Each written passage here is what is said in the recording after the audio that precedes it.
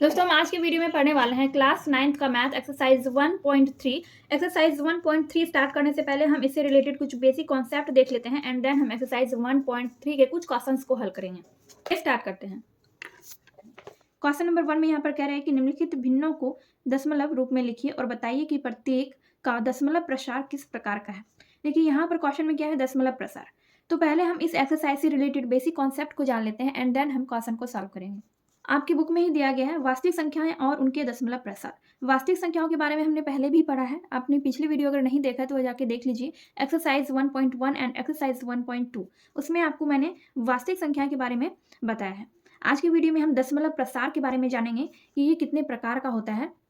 दशमलव प्रसार के प्रकार ये 3 प्रकार का होता है। दशमलव प्रसार 3 प्रकार का होता है। पहला है शांत, जिसको इंग्लिश में टर्मिनेटिंग कहते हैं। दूसरा है अनुसानी आवर्ती, इसको शांत आवर्ती भी आप बोल सकते हैं। ठीक है, अनुसानी आवर्ती को आप शांत आवर्ती भी बोल सकते हैं और इसको इंग्लिश में कहते हैं नॉन टर्मिनेटिंग रेकरिंग। फिर है अनवसानी अनावृत्ति, इसको इंग्लिश में बोलते हैं नॉन टर्मिनेटिंग नॉन रेकरिंग। इसको आप अशांत अनावृत्ति भी बोल सकते हैं। ठीक है, तो ये 3 टाइप हो गए आपके दशमलव प्रसार के। तो शांत दशमलव क्या होता है, यहाँ पर देखिए हमने यहाँ पर 8 से 7 में भाग किया है। ठीक है, नीचे वाले से हमने ऊपर वाले में भाग किया तो इसका भागफल आया है 0.875 और शेषफल इसका 0 आ रहा है। फिर यहाँ पर भी देखिए 1/2 है, तो 2 से हमने 1 में भाग किया तो इसका भागफल 0.5 आया और इसका शेषफल आया 0। तो यहाँ पर इन दोनों में आप देख सकते हैं कि दोनों का शेषफल 0 आ रहा है। तो जिस भी परिमेय संख्या का या जिस विभिन्न संख्या का शेषफल 0 आ जाए तो वैसे परिमेय संख्या को हम शांत दशमलव प्रसार कहते हैं। ठीक है, परिमेय संख्या का शेषफल 0 आ जाता है उसको हम शांत दशमलव कहते हैं। तो ये दशमलव प्रसार का पहला टाइप है। दूसरा है अनवसानी आवर्ती या फिर शांत आवर्ती। यहाँ पर है 1/3। देखिए यहाँ पर क्या हो रहा है, हमने 3 से 1 में भाग किया तो इसका भागफल आया 0.333 और इसको भी आप आगे तक भाग करते जाएंगे तो इसका ये जो डिजिट है 3 ये हमेशा रिपीट होते जाएगा। तो इसलिए इस पर हमने रेकरिंग लगा दिया। रेकरिंग लगाने का मतलब ये है कि यही अंक जो है बार बार रिपीट होगा। ठीक है, इसको जब आप आगे बढ़ाएंगे भाग देके तो ये बार बार यहाँ पर भागफल में 3 ही आएगा और शेषफल इसका 0 कभी नहीं होगा। तो इसलिए ऐसे दशमलव प्रसार को हम अनवसानी आवर्ती या फिर शांत आवर्ती कहते हैं। ठीक है, इसमें एक ही डिजिट बार बार रिपीट हो रहा है इसलिए हम इसको शांत आवर्ती भी कहते हैं और अनवसानी आवर्ती भी कहते हैं, लेकिन इसका शेषफल कभी भी 0 नहीं आता है। दूसरा है अनवसानी अनावृत्ति, इसको हम अशांत अनावृत्ति भी कहते हैं। देखिए ये √2 और पाई ये सब क्या है, ये सब अनवसानी अनावृत्ति का प्रकार है। ये सब अनवसानी अनावृत्ति का उदाहरण है। √2 भी एक अपरिमेय संख्या है, पाई भी अपरिमेय है।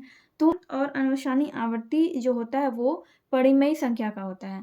ठीक है, और अनवसानी अनावृत्ति ये हमेशा अपरिमेय संख्या का होता है। तो √2 भी अपरिमेय है, पाई भी अपरिमेय है। यानी इसको कोई भी संख्या दी गई होगी और उसमें आप भाग करेंगे तो उसका शेषफल कभी भी 0 नहीं आएगा और उसके भागफल में कोई भी अंक रिपीट नहीं होगा, कोई भी अंक दोहराया नहीं जाएगा। हर बार एक नया अंक आपको मिलेगा। यहाँ पर आप देख सकते हैं इस तरह का आपको भागफल अनवसानी अनावृत्ति में मिलता है जहाँ पर कोई भी अंक दोबारा रिपीट नहीं होता है। ठीक है, इसमें कोई भी सीक्वेंस वगैरह नहीं चलता है। जैसे कि अनवसानी आवर्ती जो होता है यानी कि शांत आवर्ती जो होता है, इसमें क्या होता है, इसमें एक ही डिजिट या फिर 3 डिजिट इस तरह से पैर दिया होगा। मतलब कोई भी चीज़ जैसे 3 अंक है या फिर 4 अंक है या फिर 2 अंक है तो बार बार वही चीज़, वही 2 अंक, वही 3 अंक बार बार रिपीट होते रहता है। ठीक है, ऐसा शांत आवर्ती में होता है। शांत अनावृत्ति में ऐसा नहीं होता है। हर बार आपको एक नया अंक देखने को मिलेगा, कोई भी अंक या फिर संख्या बार बार रिपीट नहीं होता है। ठीक है, आपके बुक में यहाँ पर दिया गया है एक परिमेय संख्या का दशमलव प्रसार या तो शांत होता है या अनवसानी आवर्ती होता है। ठीक है, यानी कि परिमेय संख्या ही ऐसा होता है जिसका दशमलव प्रसार या तो शांत होता है या फिर अनवसानी आवर्ती होता है, वो कभी अनवसानी अनावृत्ति नहीं होता है।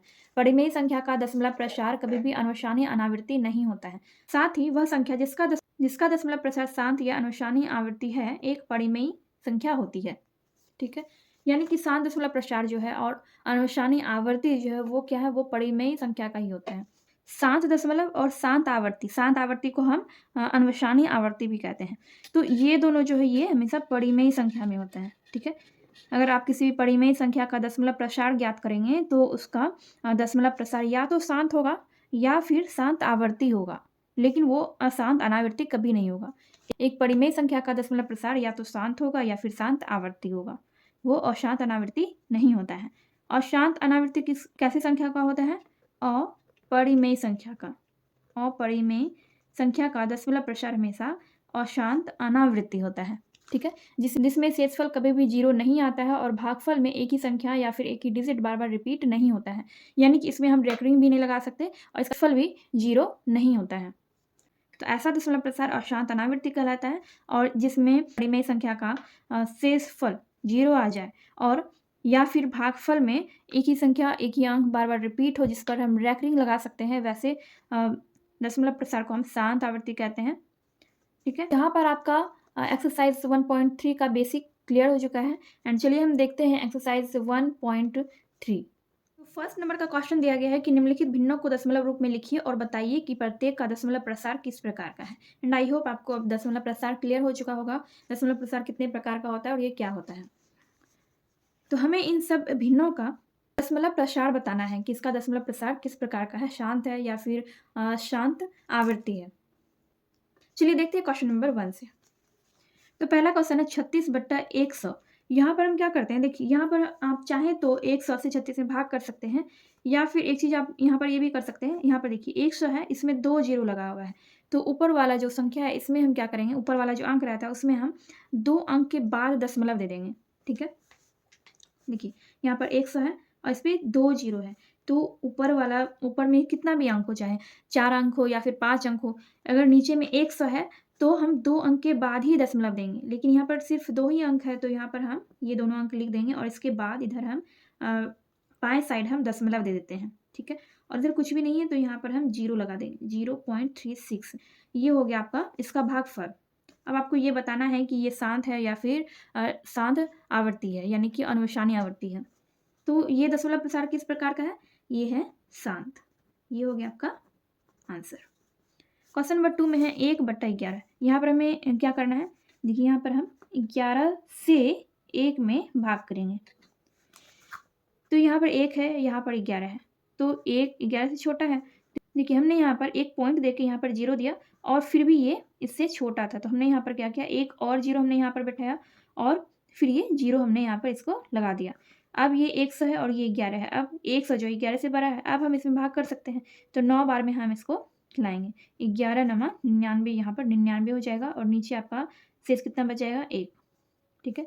तो फिर से वही आ गया, यहाँ पर 1 है, तो यहाँ पर हम देखिए दशमलव के बदले में हम एक 0 लगा देंगे, लेकिन ये फिर भी अभी भी ये 11 से छोटा ही है, तो यहाँ पर हम एक और 0 देंगे और उसके बाद फिर हम यहाँ पर एक 0 लगाएंगे जैसे हमने ऊपर किया था। उसके बाद अब ये 100 हो गया, तो अब हम 9 बार में फिर से यहाँ पर इसको खिलाएंगे, तो फिर से यहाँ पर 1 आएगा और ये फिर से वैसे ही रिपीट होता जाएगा, ठीक है। फिर से हमें यहाँ पर दशमलव के बदले में एक 0 लगाना है और इसके बाद भी एक एक्स्ट्रा 0 लगाना पड़ेगा क्योंकि ये अभी छोटा है, तो यहाँ पर हम 0 लगाएंगे और फिर यहाँ पर एक 0 लगाएंगे और फिर 9 बार में इसको फिर से हम खिलाएंगे, तो फिर से यहाँ पर 1 आएगा। इस तरह से आप करते जाएंगे, इसका शेषफल कभी 0 नहीं होगा, क्योंकि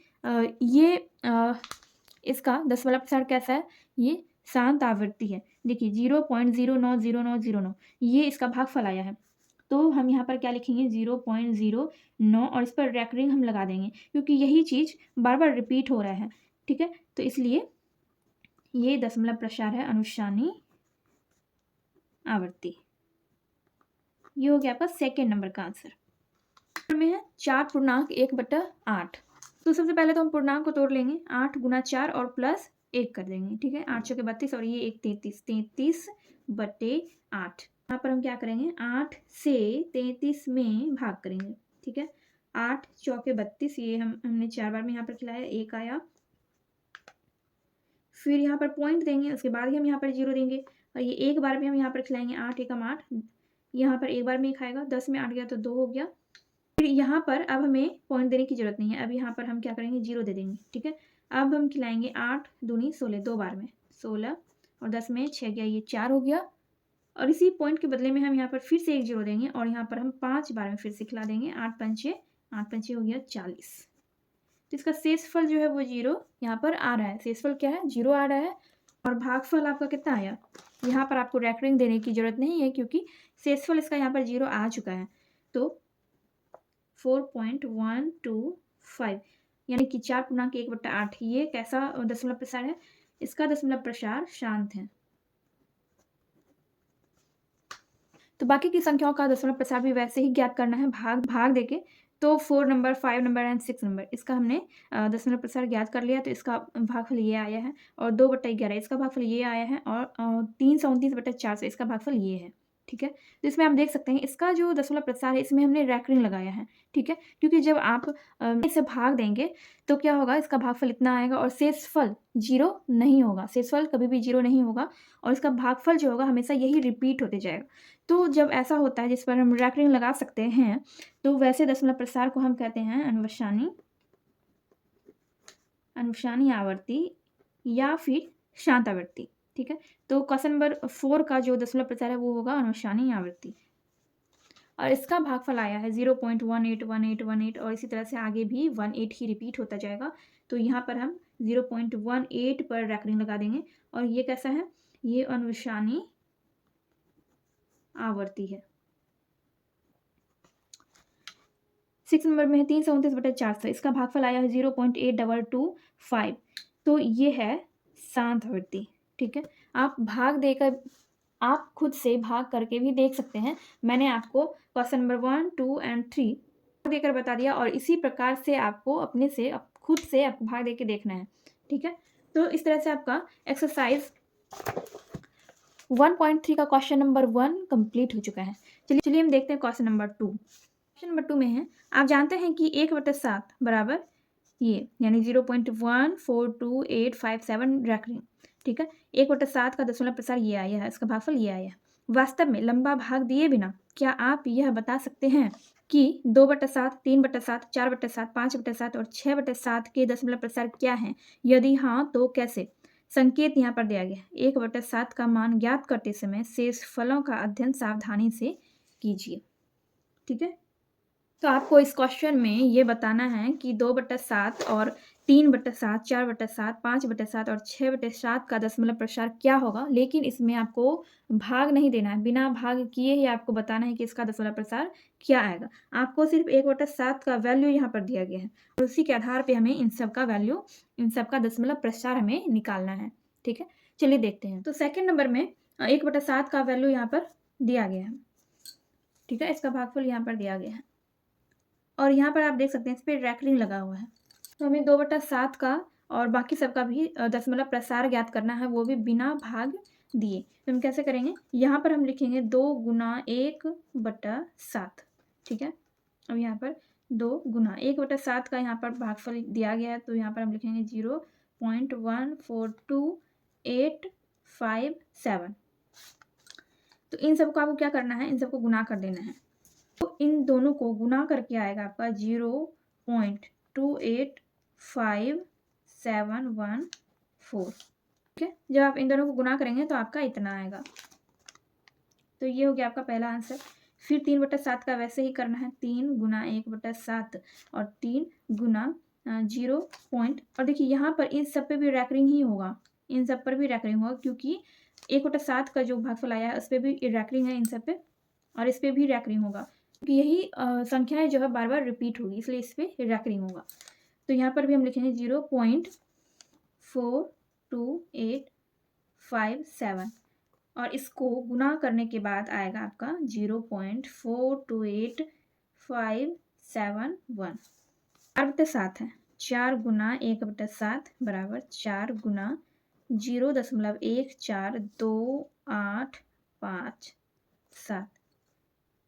इन सब को गुना करके आएगा 0.571428। इस पर भी रेकरिंग होगा और इस पर भी रेकरिंग होगा। वैसे ही फिर यहाँ पर करना है 5 × 1/7, 5 × 0.1428557। इसको गुना करने पे आएगा आपका 0.714285 और इस पर भी रेकरिंग होगा। ठीक है, से 6/7 है, 6 × 1/7। यहाँ पर हम लिखेंगे 6 × 0 0.142857 और इसको गुना करने पे आ जाएगा आपका 0.857 ये हो गया आपका आंसर। तो इस तरह था इसका दशमलव प्रसार क्या है, यहाँ पर कह रहे थे कि इसका दशमलव प्रसार क्या है। तो यहाँ पर आप देख सकते हैं इन सब में रैकरिंग है, सब में यहाँ पर रैकरिंग दिया गया है, ठीक है, इस पर भी रैकरिंग होगा। तो रैकरिंग किस पे होता है, रैकरिंग का मतलब क्या होता है कि यही संख्या फिर बार बार रिपीट होगा, भाग देने पर यही संख्या बार बार रिपीट होगा। और आप लोग पढ़ चुके हैं कि ऐसा परिमेय संख्या का भागफल जिसमें बार बार एक ही संख्याएं रिपीट होती है और उसका शेषफल 0 नहीं आता है, तो वैसी परिमेय संख्याओं को, वैसे दशमलव प्रसार को हम कहते हैं शांत आवृत्ति या फिर अन्वेषानी आवृत्ति, ठीक है, इसको हम कहते हैं अन्वेषानी आवृत्ति। तो यहाँ पर आपका क्वेश्चन नंबर 2 कंप्लीट हो गया है। क्वेश्चन नंबर 3 में दिया गया है निम्नलिखित को P बटा Q के रूप में व्यक्त कीजिए जहाँ P और Q पूर्णांक है तथा Q इक्वल टू 0 नहीं है। तो यहाँ पर आपको 3 क्वेश्चन दिया गया है 0.6 और इस पर रैकरिंग है, वैसे यहाँ पर भी क्वेश्चन नंबर 2 और क्वेश्चन नंबर 3 में भी दिया गया है। चलिए हम देखते हैं क्वेश्चन नंबर 3। तो यहाँ पर है 0.6 पर रैकरिंग, तो हमने यहाँ पर x इक्वल टू 0.666 ये मान लिया, ठीक है, क्योंकि 0.6 पर रैकरिंग है तो रैकरिंग का यही मतलब होता है कि 6 जो है ये बार बार रिपीट हो रहा है, तो इसलिए इसको हम इस तरह से लिख सकते हैं। तो x बराबर हमने ये मान लिया, ठीक है, लेकिन हम इसे समीकरण नहीं बनाएंगे, अभी हम पहले 2 समीकरण बनाएंगे, ठीक है, जिसको हम इक्वेशन कहते हैं। देखिए ये जो x है और ये जो है, इन दोनों में हम 10 से गुना करेंगे, दोनों तरफ 10 से गुना करेंगे, इधर भी हम 10 से गुना करेंगे और इधर भी हम 10 से गुना करेंगे, ठीक है। देखिए समझाने के लिए मैं यहाँ पर लिख देती हूँ, इधर भी हम 10 से गुना कर रहे हैं और इधर भी हम 10 से गुना कर रहे हैं, ठीक है। आप चाहे तो बिना गुना किए भी इसको इसी को आप इक्वेशन फर्स्ट मान सकते हैं, लेकिन हम इसको इक्वेशन फर्स्ट नहीं मानेंगे, इसको हम 10 से गुना करेंगे। देखिए 10x, 10 गुना x हो गया आपका 10x हो गया, ठीक है, और इसको भी हमने 10 से गुना किया, इसको हम 10 से गुना करेंगे तो ये जो 6 है ये यहाँ आ जाएगा, ठीक है, यानी कि जितना 0 रहेगा उतना अंक खिसक जाता है, तो 1 0 है तो 1 अंक ये इधर आ जाएगा और इधर हो जाएगा आपका इस तरह से, ठीक है, क्योंकि 6 जो है वो बार बार रिपीट हो रहा है, हो गया। ये इसको हम इक्वेशन फर्स्ट मानेंगे, इसको इक्वेशन फर्स्ट हमने मान लिया। फिर इसी में हम दोनों तरफ 100 से गुना करेंगे। अब देखिए यहाँ पर लिखेंगे दोनों तरफ 100 से गुना करने पर, 100 से गुना करेंगे। देखिए इसमें 100 से गुना करेंगे कितना होगा 100x हो जाएगा और इसमें 100 से गुना करेंगे कितना हो जाएगा, इधर पर 1 0 था तो 1 अंक खिसक गया, 2 0 रहेगा तो 2 अंक खिसकेगा, तो यहाँ पर लिखेंगे 66, ठीक है, इस तरह से हो गया। ये हो गया आपका इक्वेशन सेकेंड। अब क्या करना है, यहाँ पर लिखेंगे समीकरण सेकेंड में से समीकरण फर्स्ट को घटाने पर, समीकरण फर्स्ट क्या है, समीकरण सेकंड पहले लिखेंगे, समीकरण सेकंड है 100x इक्वल टू 66.666 और समीकरण सेकंड है 10x इक्वल टू 6.666। माइनस कर देंगे, माइनस करने पे कितना होगा, देखिए इसमें बचेगा 90x और इधर आपका बचेगा, देखिए ये चारों जो है ये मतलब 0 हो जाएगा, इधर कुछ भी रहता, ऊपर भी उतना 6 ही रहता और नीचे भी 6, तो ये 0 ही होता और ये 6 में 6 गया तो ये 0 हुआ और ये हो गया आपका 60, ठीक है। तो आपका आ गया 90x बराबर 60, ये आ गया आपका। तो x इक्वल टू क्या निकल जाएगा, x इक्वल टू 60/90, दोनों को हम कटा देंगे, ये 0 और ये 0 कट गया, ये 3 दूनी 6 और 3 तिया 9, ठीक है। तो आपका x इक्वल टू आ गया 2/3, 2/3 ये हो गया आपका आंसर, ठीक है। तो हम 0.6 पर रैकरिंग को हम P बटा Q के रूप में लिख सकते हैं, जहाँ पर Q बराबर 0 नहीं है, यानी कि हर 0 नहीं होना चाहिए। तो यहाँ पर आप देख सकते हैं कि इसका जो हर है यानी कि नीचे वाला जो है वो 0 नहीं है और ये भिन्न के रूप में भी हमने इसको ला दिया है। तो ये 2/3 जो है ये हो गया आपका आंसर क्वेश्चन नंबर 3 का फर्स्ट नंबर का। चलिए देखते हैं नेक्स्ट क्वेश्चन। देखिए नेक्स्ट क्वेश्चन ये है 0.47, इस पर रैकरिंग है। तो हम यहाँ पर लिखेंगे माना कि x इक्वल टू 4 7 7 7 7 7। ऐसे हमने क्यों लिखा? क्योंकि यहाँ पर आप देख सकते हैं ये 7 पर रैकरिंग है, सिर्फ 7 पर रैकरिंग है, तो इसलिए सिर्फ 7 ही रिपीट होगा। अगर 4 7 इन दोनों पर रैकरिंग रहता तो ये दोनों चीज़ रिपीट होता, लेकिन यहाँ पर सिर्फ 7 यानी कि 7 पर रैकरिंग है, तो इसलिए सिर्फ 7 ही रिपीट होगा, इसलिए हमने इसको ये लिखा। तो इसी को हम यहाँ पर इक्वेशन फर्स्ट मान सकते हैं, ठीक है। इसी तरह से हम क्वेश्चन नंबर फर्स्ट में भी कर सकते थे, ठीक है। तो इसको हमने इक्वेशन फर्स्ट मान लिया।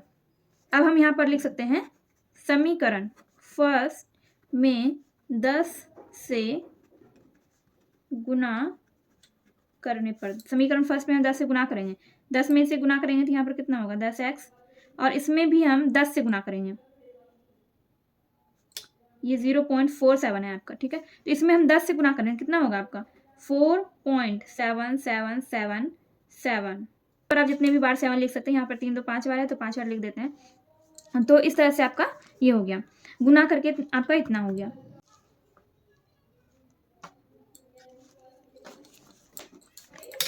तो इसको जो है इसको हम मान लेंगे समीकरण सेकंड। अब समीकरण सेकंड में से फर्स्ट को घटाने पर, सेकंड आपका क्या है, समीकरण सेकंड में है 10x इक्वल टू 4.7777, और समीकरण फर्स्ट में है आपका 0.47777, इस तरह से। देखिए इसको हम क्या करेंगे, इसको हम घटाएंगे, ये हो गया आपका 0 0 0 0, और 7 में 4 जाएगा, ये हो जाएगा 3, और इधर हो गया आपका 4, और ये पॉइंट, और ये हो जाएगा आपका 9x, x 4.3/9, ये दशमलव हटा देंगे, यहाँ पर हो जाएगा 10। और हमने क्या किया, ये यहाँ पर इसको दशमलव को हमने हटा दिया और उसके बदले में 1 आया, और 1 अंक है तो 1 0 यहाँ पर हो गया, तो ऊपर क्या बच गया, ऊपर पॉइंट हट चुका है तो अब बच गया ऊपर 43, और नीचे 9 और गुना 10 कितना हो गया 90। तो ये हो गया आपका आंसर क्वेश्चन नंबर सेकंड का, ठीक है। x इक्वल टू आपका निकला है 43/90, 43/90, ये हो गया आपका आंसर।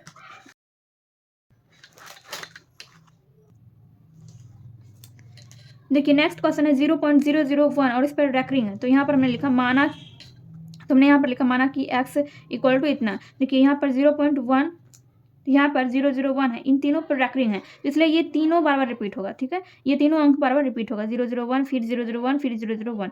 रैकरिंग का मतलब होता है कि जिस पर भी रैकरिंग रहता है वो सब अंक बार बार रिपीट होता है, ठीक है। तो इसीलिए हमने यहाँ पर लिखा है 001 001, क्योंकि यही चीज़ बार बार रिपीट होगा। तो इसी को हम इक्वेशन फर्स्ट मान लेंगे। अच्छा यहाँ पर ये क्या है 0.001 ठीक है, इस ये आपका इक्वेशन फर्स्ट यानी समीकरण फर्स्ट हो गया।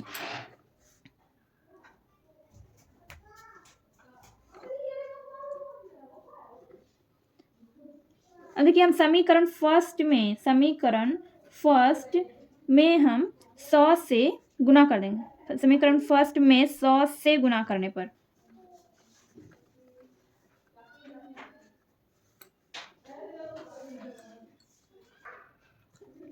इसमें हम 100 से गुना करेंगे, ये कितना होगा, देखिए 100x हो जाएगा, ये 100x और इक्वल टू ये 100 में 2 0 है तो 2 0 जो है वो इधर हो जाएगा, ठीक है।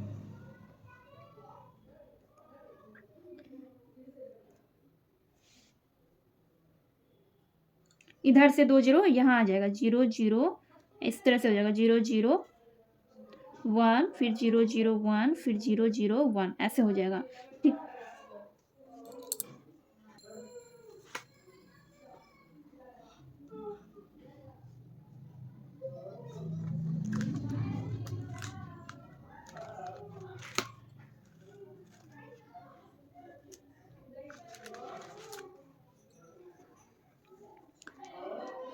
इसको हम मान लेंगे इक्वेशन सेकंड।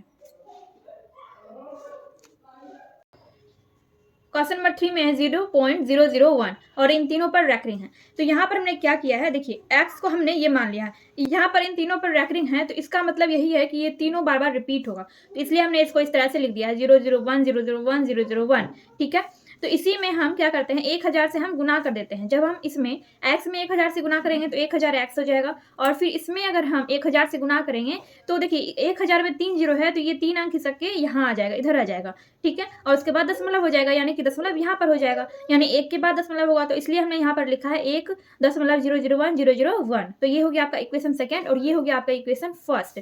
अब इक्वेशन सेकेंड में हम इक्वेशन फर्स्ट को हम क्या करेंगे, माइनस कर, ये है समीकरण सेकेंड। तो समीकरण सेकेंड को पहले हम यहाँ पर लिख लेते हैं 1000x बराबर 1.001 1, फिर यहाँ पर 1.00, इसको हम फिर से लिखते हैं 1000x इक्वल टू 1.001, फिर है यहाँ पर 001, फिर 001, ठीक है। ये आपका इक्वेशन सेकेंड हो गया।